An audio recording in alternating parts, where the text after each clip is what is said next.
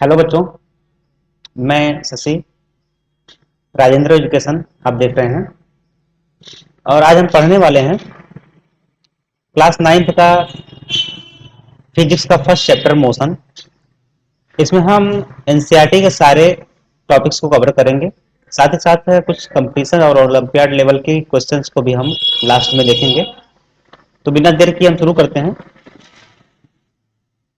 पहला जो आपका मोशन में टॉपिक है वो है रेस्ट और मोशन। तो रेस्ट और मोशन को हम एक एग्जाम्पल लेके समझते हैं। एग्जाम्पल मैं आप ही से लेता हूं कि मान लीजिए आप कभी किसी ट्रेन से या बस से सफर करने के लिए निकलते हैं, घर से निकले, हम ट्रेन मान लेते हैं और स्टेशन पे गए। आप गए और आपका एक दोस्त गया। जब दोनों स्टेशन पे पहुंचे तो दोनों को अलग अलग ट्रेन से जाना है। सपोज आपकी ट्रेन पहले आ गई और आप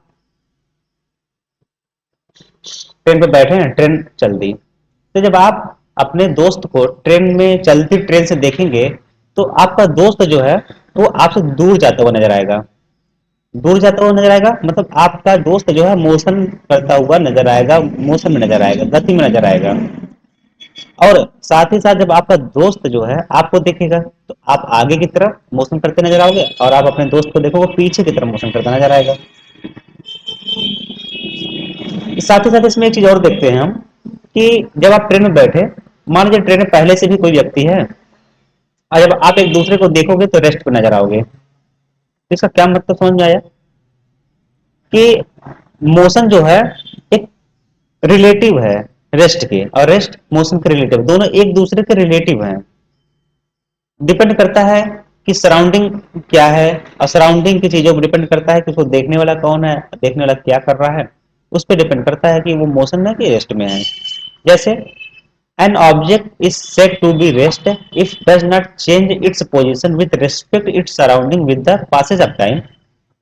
अगर टाइम के साथ साथ अपने पोजीशन को वो नहीं बदलता है तो वो रेस्ट पे कहलाएगा। आप ट्रेन में बैठे थे, आपका दोस्त अपने पोजीशन को चेंज करता हुआ नजर आ रहा था, यानी वो दूर जाता हुआ नजर आ रहा था, और आप भी अपने दोस्त को दूर जाते हुए नजर आ रहे थे, तो यानी आप एक दूसरे के मोशन में हो गए। साथ में आप जब ट्रेन में बैठे हैं तो ट्रेन वाला व्यक्ति जो ट्रेन के अंदर पहले से व्यक्ति मौजूद है उसको आप देख रहे हैं तो दोनों अपने पोजीशन फिक्स नजर आ रहे हैं, टाइम के साथ अपने पोजीशन को नहीं बदल रहे हैं, तो रेस्ट पे नजर आ रहे हैं। तो इतना क्लियर हो गया होगा, मुझे लगता है कि रेस्ट और मोशन समझ में आ गया होगा। ऐसा नहीं है कि कोई चीज चल रही है तभी मोशन में है, डिपेंड करता है कि उसको देखने वाला क्या कर रहा है। ठीक है। मोशन भी है कि a body is said to be motion if its position change with respect to the surrounding or with respect to an observer with passage of time। Clear है इतना? ठीक है, आगे समझते हैं। देखिए, मैंने आपको जो एग्जांपल दिया, एग्जांपल में एक व्यक्ति प्लेटफॉर्म पे खड़ा है, यहाँ पे एक पेड़ है, पेड़ को देख रहा है तो रेस्ट में नजर आ रही है। जब व्यक्ति ट्रेन में बैठ गया, ट्रेन चलने लगी, अब उसको पेड़ जो है मोशन में नजर आ रहा है। क्लियर है इतना? आगे देखते हैं। डिस्टेंस बहुत अच्छा टॉपिक है, डिस्टेंस और डिस्प्लेसमेंट। मान लीजिए कि ए एक पॉइंट है और बी एक पॉइंट है। ठीक है। ए और बी के बीच में एक बड़ा सा तालाब है, और रास्ते जो हैं तालाब के किनारे किनारे से बी पॉइंट तक हैं। ठीक है। बी पॉइंट तक किनारे रास्ते हैं, तो जब कोई जाएगा तो इस रास्ते को ही फॉलो करता नजर आएगा। तो जब आप किसी रास्ते से गुजरते हैं और किसी पॉइंट तक पहुंचते हैं, किसी पॉइंट से किसी पॉइंट तक जाने के लिए जो रास्ते को आप चूज करते हैं उसको बोलते हैं डिस्प्लेसमेंट। यहाँ लिखा गया है the actual path between two point is called distance. Sorry, distance. कि एक पॉइंट से दूसरे पॉइंट तक जाने में जो एक्चुअल पाथ को आप फॉलो करते हैं उसको डिस्टेंस बोलते हैं। साथ में हम डिस्प्लेसमेंट देखे चलते हैं कि किसी पॉइंट से पॉइंट टू पॉइंट जो स्ट्रेट लाइन होती है उसको बोलते हैं डिस्प्लेसमेंट।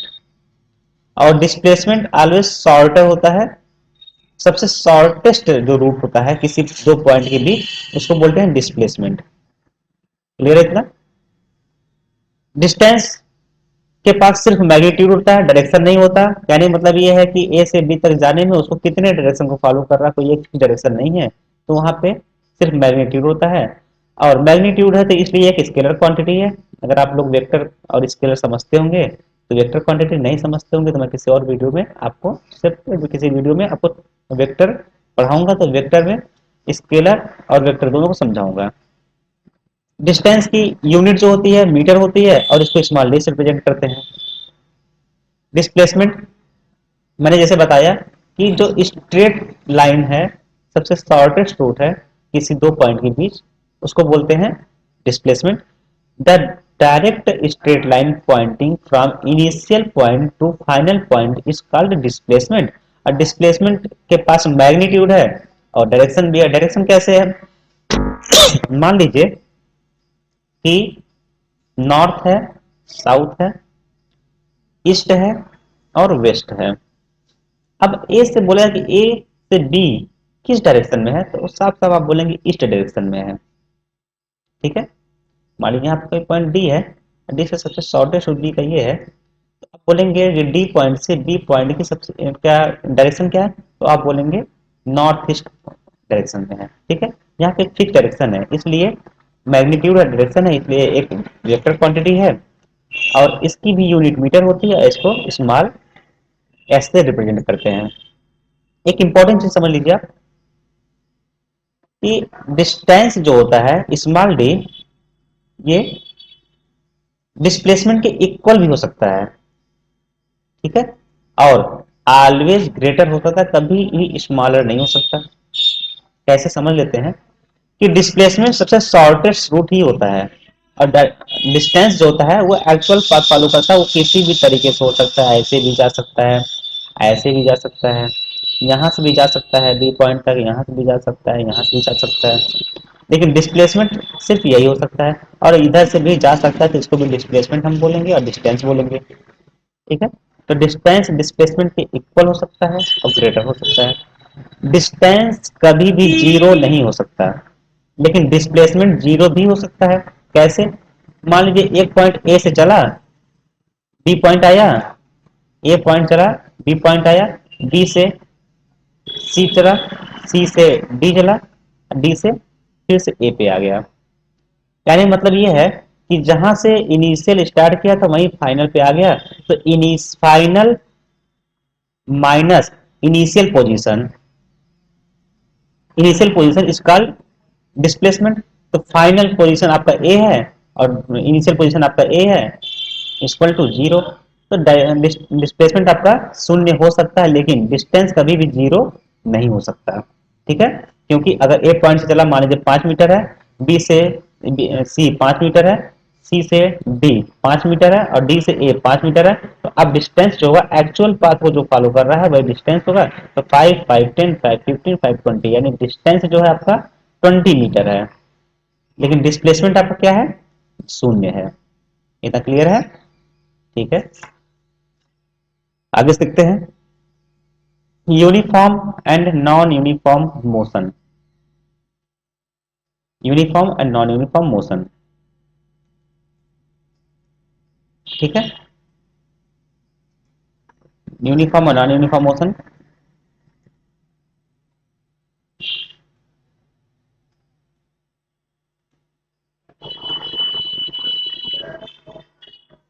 यूनिफॉर्म और नॉन यूनिफॉर्म मोशन मान लेते हैं, जैसे एक एग्जांपल लेके हम सारी चीज को समझेंगे तो ज्यादा समझ में आएगा। मान लेते हैं कि एक पॉइंट ए है, एक पॉइंट बी है, एक पॉइंट यहाँ पे ए है, एक पॉइंट बी है, और बी से भी एक आगे बढ़ के एक पॉइंट सी है। मानते हैं कि दोनों का जो डिस्टेंस है एक 100 मीटर है, यहाँ से भी 100 मीटर है। ए से बी तक जाने में हमें मान लीजिए 20 सेकंड का समय लगता है और बी से सी तक जाने में हमें 20 सेकंड का समय लगता है। तो अब आप यहाँ देख रहे हैं कि equal distance equal interval of time में कवर किया जा रहा है। तो जब इक्वल इंटरवल ऑफ टाइम में इक्वल डिस्टेंस को कवर किया जाता है तो उसको बोलते हैं यूनिफॉर्म मोशन। जैसे it is motion in which object move in straight line rectilinear and cover equal distance in equal interval of time. Clear इतना कि equal distance equal interval of time में अगर कवर करते हैं तो बोलते हैं uniform motion. You non uniform motion, same चीज एग्जांपल लेते हैं कि ए पॉइंट से बी पॉइंट की, अब बी पॉइंट से सी पॉइंट देते हैं। ठीक है, मान लेते हैं कि ई ए पॉइंट से बी पॉइंट की दूरी 200 मीटर है, अब बी से सी की दूरी 100 मीटर है। 20 सेकंड का समय ए से बी का लग रहा है, अब 20 सेकंड का समय बी से सी का लग रहा है। तो अब आप यहाँ पे क्या ऑब्जर्व कर रहे हैं कि unequal distance equal interval of time में कवर किया जा रहा है।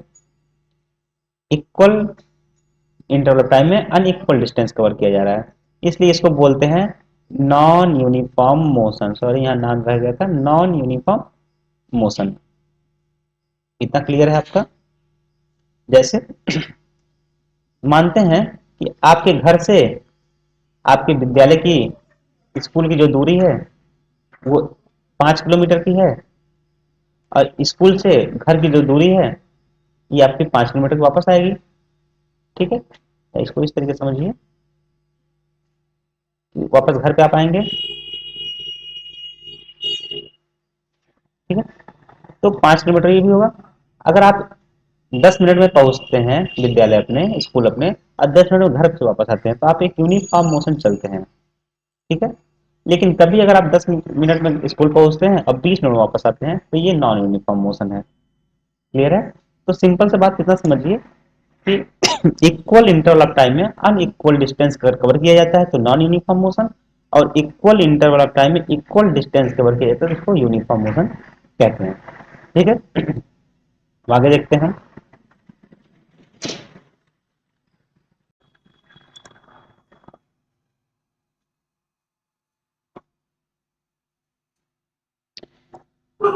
तो आगे हम समझते हैं फिर measuring the rate of motion, जिसको एवरेज स्पीड हम सबसे पहले देखेंगे। एवरेज स्पीड सिंपल डिफिनेशन है कि the total distance travel divided by the time of interval to travel distance. कहने मतलब ये है कि टोटल डिस्टेंस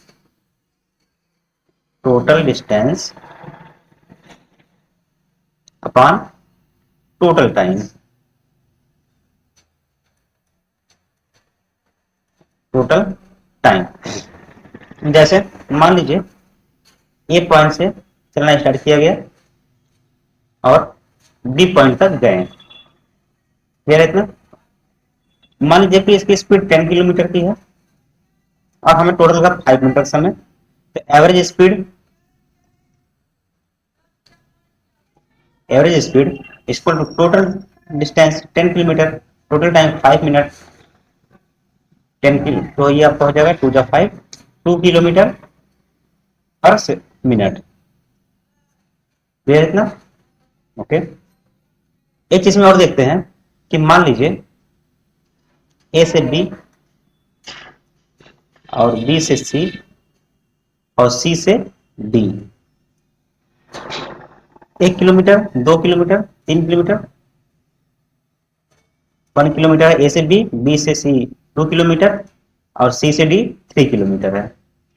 टाइम लगता है ए से बी तक जाने में 2 मिनट, बी से सी तक जाने में लगता है 3 मिनट और सी से डी तक जाने में लगता है 1 मिनट। तो एवरेज स्पीड क्या हो गई? अब एवरेज स्पीड हम निकालेंगे,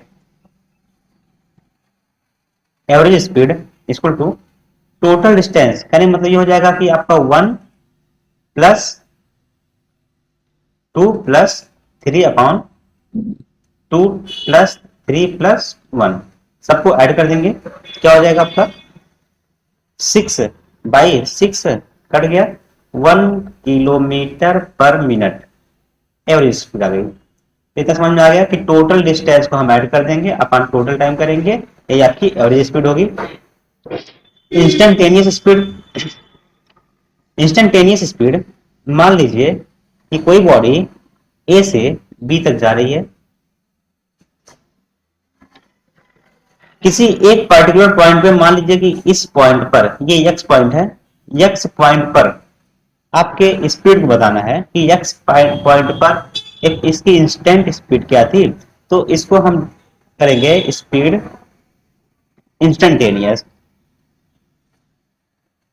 इक्वल टू किसी छोटा पॉइंट है, छोटी सी जगह है, तो उसको हम डी से रिप्रेजेंट करेंगे, डी एक्स टाइम के रेस्पेक्ट में डी टी।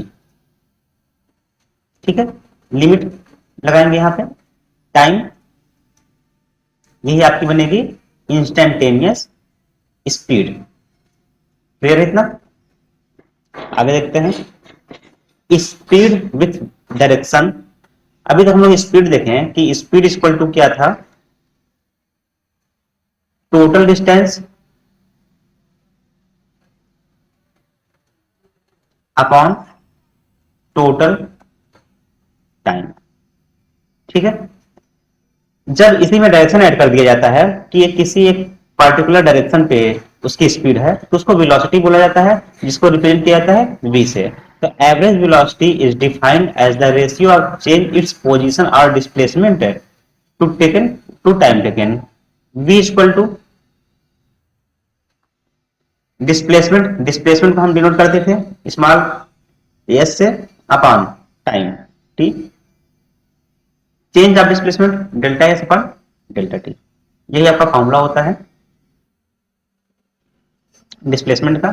मान लीजिए कोई ए पॉइंट है, ये कोई बी पॉइंट है, ए से बी तक जाने का रास्ता ये है आपका, और जो इसकी शॉर्टेस्ट डिस्टेंस आपका ए से बी डिपेंड कर रहा है। मान लीजिए शॉर्टेस्ट डिस्टेंस आपका 2 किलोमीटर है, अब टोटल टाइम लगता है 1 मिनट या 2 मिनट, मान लीजिए 2 मिनट। ये पॉइंट आपका 0 था, ये पॉइंट आपका 1 किलोमीटर, ये पॉइंट आपका 2 किलोमीटर। तो इसका जो एवरेज वेलोसिटी निकालेंगे, average velocity change in displacement, change in position. Change in position मतलब क्या हो गया कि फाइनल पोजीशन 2 है माइनस इनिशियल पोजीशन 0 है अपॉन चेंज इन टाइम। इसको मान लीजिए 0 से आपने शुरू किया था और 2 मिनट पहुंचे हैं, तो 2 माइनस 0, सॉरी आपका फाइनल माइनस इनिशियल, आपका आ गया 2 अपॉन 2, 1 किलोमीटर पर मिनट। क्लियर इतना? तो आपकी एवरेज वेलोसिटी जो होगी total change in displacement, change in position upon time taken, it's called velocity. जैसे हम लोग स्पीड का इंस्टेंटेनियस जाने थे, सेम उसी तरीके से बस आप इसमें जानिए कि आपकी इंस्टेंटेनियस वेलोसिटी इक्वल टू किसी पर्टिकुलर पॉइंट पकड़ना है D X upon D T,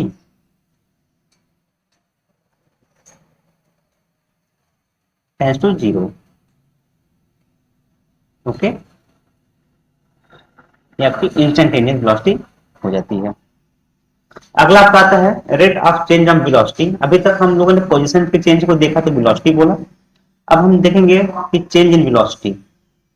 average acceleration, change in velocity को ही एवरेज एक्सेलरेशन बोला जाता है। Rate of change of velocity is called acceleration. Average acceleration is defined as the change in velocity divided by time interval to make the change. Total time जो change होने में लगा और उसकी वेलोसिटी कितनी चेंज हुई, किस रेट से चेंज हुई, उसी को हम बोलते हैं एक्सेलरेशन। मान लीजिए कि कोई बॉडी है, ए पॉइंट से चलना शुरू की है, बी पॉइंट पर पहुंची, यहाँ पे रेस्ट पर थी तो 0 है, ये यहाँ पे वेलोसिटी 0 होगी, v इक्वल टू, अब बी पॉइंट पर पहुंची है, सपोज इसकी वेलोसिटी 2 मीटर पर सेकेंड हो गई, 2 मीटर पर सेकेंड हो गई। सी पॉइंट पर पहुंची, इसकी वेलोसिटी 4 मीटर पर सेकेंड हो गई है। अब पूछता है कि find the average acceleration between B to C. तो एक्सेलरेशन देखेंगे, change in velocity, velocity change हो रही है, तो एक्सेलरेशन का सीधा सा फॉर्मूला आप समझिए कि ए इक्वल टू, ये हमने एरो इसमें लगाया कि ये वेक्टर क्वांटिटी है, acceleration equal to change in velocity upon change in time, इसी को फाइनल माइनस इनिशियल वेलोसिटी, जिसको यू से रिप्रेजेंट करते हैं इनिशियल को, फाइनल को वी से, अपॉन चेंज इन टाइम। यही आपका होता है फार्मूला और इसकी जो यूनिट होती है मीटर, मीटर पर सेकंड, और ये एक वेक्टर क्वांटिटी है।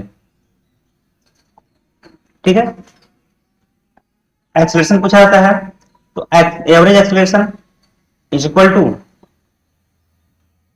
बी टू सी पूछा है, बी टू सी का एवरेज एक्सेलरेशन, तो फाइनल फाइनल आपका 4 मीटर पर सेकंड है, इनिशियल आपका 2 मीटर पर second upon time taken. Time कितना लगा, मान लीजिए कि बी से सी तक जाने में हमें 2 मिनट का समय, 2 सेकंड का समय लगता है, 2 सेकंड का समय लगता है, तो टोटल टाइम टेकन आपका हो रहा है 2, तो 2/2 1 मीटर पर सेकंड का हो गया एक्सेलरेशन। ठीक है, इतना क्लियर है। आगे देखते हैं, इंस्टेंटेनियस एक्सेलरेशन, किसी पॉइंट पर एक्सेलरेशन हो रहा है, ए टू बी में एक्सेलरेट हो रहा है 2 km 2 मीटर पर सेकंड से 10 मीटर पर सेकंड तक वेलोसिटी बढ़ रही है। तो किसी पार्टिकुलर पॉइंट पर अगर एक्सेलरेशन पूछ लिया जाता है, तो आप जैसे सबका इंस्टेंटेनियस पढ़ते आए हो वैसे इसका भी होगा। Acceleration instantaneous is equal to, छोटे चेंज की बात जब करते हैं तो हम डी से लिखते हैं डीवी अपॉन dt। ये इंस्टेंटेनियस एक्सेलरेशन के लिए फॉर्मूला होता है। क्लियर है इतना? अगली टॉपिक, तो आज हम इतना समझते हैं, बाकी आगे हम नेक्स्ट टॉपिक में पढ़ने वाले हैं इक्वेशन ऑफ मोशंस। ठीक है, तो आज हम इतना, आज के लिए इतना ही।